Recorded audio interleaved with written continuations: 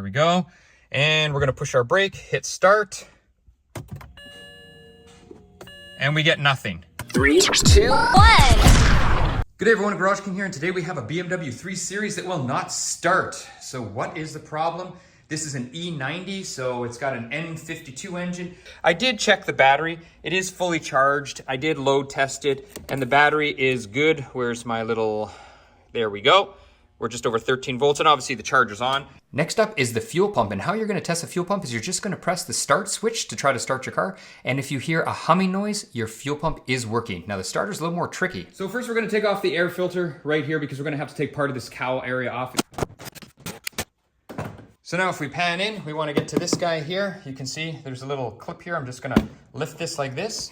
It is held in by something here. Now your car might be slightly different just depending on the year, but I'm sure you'll be able to figure it out. So now we have this piece taken off. All right, so to unlock these tabs, you gotta push the lock to unlock. So we can just lift this up. It makes it a little bit easier if we just lift up just like this, and we should be able to just slide it over. I got my little screwdriver here. There you go. All right, so let's take a closer look at these wires. You can see here we have a ton of wires. Now what you're looking for in this whole rat's nest of wires is you're looking for a fat white one.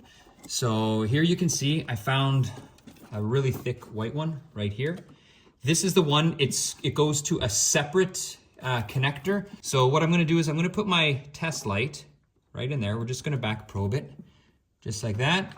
And then I'm gonna hit the start button and we're going to see if we have power there. Because this white wire is the wire that goes directly to the starter. All right, so now that we have it back probed, you can see there's my test light right there. So I'm just gonna insert the key right here. There we go. Here's my start button. And you know what? Let's give you a little zoom. Now I'm going to press the start button. So we know our relay and everything on this side of the windshield is working. So I'm going to shut it off.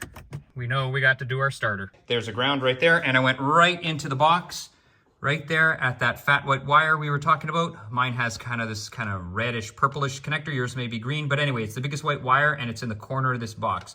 So we know our starter wire is good. We're getting power. Everything now on this side is good. We've checked our relay, everything. You heard the fuel pump run, so it's all good. So now we can safely say we have to do the starter. So that was a very quick no start diagnosis. For this one, it was easy. It was just the starter. If you see the light light up, you know your wire is good and it's the starter.